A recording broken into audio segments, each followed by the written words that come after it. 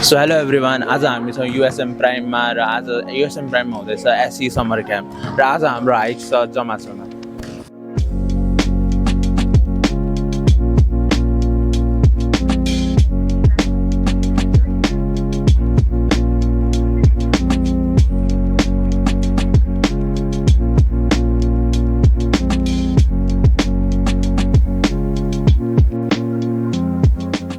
Okay, so हामी सबजना बसमा चढिसक्यौँ, अब जमासुतिर लाग्ने।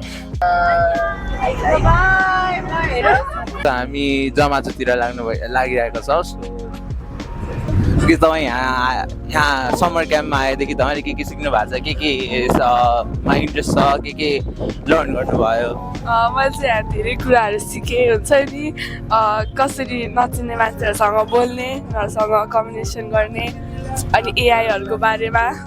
त्यसपछि रमाइलो क्लास पनि भयो। अनि अहिले चाहिँ हामी जामाचो हाइकिङ गर्न गइरहेको छौँ अनि हामी त्यहाँ धेरै रमाइलो गर्नेछौँ। म चाहिँ खास होइन यो क्याम्प चाहिँ हाइकिङ भनेर आऊ हो कि होइन। अनि पछि मैले मेरो साथी नि भेट्टाएँ, अब चाहिँ उसले गर्दा आएको हो। अनि यो क्याम्पमा मैले के सिकेँ ए एकदम रोमान्स होइन। हामी चाहिँ अस्ति चटपटे होइन, म एब्सेन्ट थिएन, पानीपुरी खाएँ। अब चाहिँ हाइकिङ जाँदैछौँ, होप रमाइलो होस्। ओके, सो यो समर क्याम्पमा आएदेखि तपाईँको बेस्ट दिन कुन भएको छ? बेस्ट थिङ बास्केटबल खेल्ने। बास्केटबल के भएको थियो? बास्केटबलमा नयाँ फ्रेन्ड्स बनाएको छौँ अनि के अरे इन्जोय गरेको छु मैले। जोस् रमाइलो त्यही भएको छ अहिलेसम्म। पढाइ पनि रमाइलो छ। ओके, सो अहिले हामी कहाँ जानु लाग्यो? जामाचो। ओके, सो त तिम्रो यहाँ अहिले आएसम्म सबभन्दा बेस्ट चाहिँ के भएको छ? आजै हुन लाग्यो होला, आजै हुन्छ होला। होइन, अहिलेसम्म चाहिँ बेस्ट चाहिँ कुन भएको छ? यिनीहरूसँग बास्केटबल खेल्न, साथीहरूसँग। हजुर। ए ओके, अहिले चाहिँ हामी कहाँ जानु लाग्यो थाहा? Jamacho hiking. Shivapuri Nagarjun national park. Okay, so हामी जामाचो जाने बाटोमा छौँ र अहिले हामी पुगेको छौँ शिवपुरी नागार्जुन नेसनल पार्क र यसबाट हाम्रो यहाँ डिसाइड भइरहेको बस जानु मिल्छ मिल्दैन भनेर। सबै टाइट पासमा हिँड्नु पर्यो। म तल स्विप गर्दै आउँछु। म स्विपिङ हुन थाहा छ है, म लास्टमा आउँछु।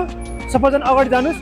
कसलाई के हेल्थ इस्युज छ भने अनुजा म्याम हुनुहुन्छ, सान्से हुनुहुन्छ। ओके, सो अहिले बस चाहिँ जानु मिल्दैन रहेछ। सो हाम्रो बस त्यहाँ पार्क गरेको छ र अहिले हाम्रो एन्ट्री हुँदै टिकट काट्दैछ यता, त्यसपछि हामी लाग्नेछौँ माथि।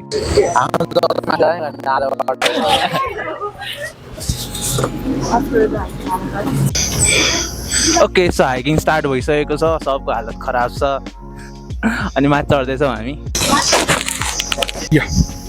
ओके, सो आधा बाटो पुगिसक्यो, अब आधा बाटो बाँकी छ। सबको हालत नराम्रो थियो, अहिले ठिकै भइसकेको छ रेस्ट लिएर। अब माथि पुगेपछि अपडेट गरौँ। ओके, सो 2 किलोमिटर कटिसकेको छ, अब 2 किलोमिटर नै बाँकी छ माथि पुग्न, अनि माथि पुगेर इन्जोय गर्नेछौँ। ओके, सो हामी हिँड्दै गयो, हामी टिकटक नै बनाउँदै गयो, हामी फोटो नि खिच्यो। अनि त्यसपछि लाइक आई थट हामी यहाँ माथि पुगेपछि हामीले भात खान पाउँछौँ भनेर भात खान पाएन होइन। अनि I don't know why I thought that. अनि त्यही पनि हामीले पानीपुरी चटपटे खायो, सो अलिकति पेट भर्यो। Yeah it was fun. I mean I wish the sky was clear. Okay, so finally 4 घन्टा हिँडेर हामी फाइनली यहाँ माथि पुगिसकेको छ र 5 किलोमिटरको बाटो थियो हिँडेर हाइकिङ गरेर, र बसबाट टु विलर अर 4 विलरबाट आयो भने पनि 17 किलोमिटरको बाटो रहेछ। सो यहाँ आएर एक्सपिरियन्स धेरै राम्रो भयो। स्तुपा पनि छ यता।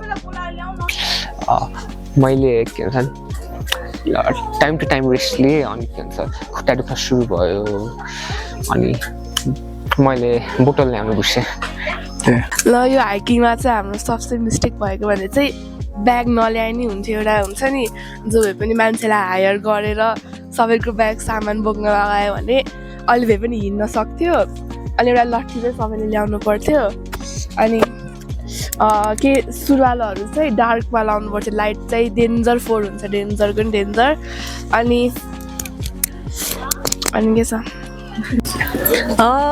I've been asked to tell about our mistakes, but our planning was very fine. We didn't do any mistakes, and then God is helping us with perfect weather, no sun, no rain, weather is perfect. We're enjoying. Everybody's enjoying. यहाँ आउँदाखेरि हल्का धेरै थके लाग्यो पानीको बोतल ल्याउनु पर्ने ल्याइन अनि लट्ठी पनि चाहिएको थियो लट्ठी पनि ल्याइन केही थिएन त्यत्तिकै आएँ अनि त्यस्तै भयो राम्रै भयो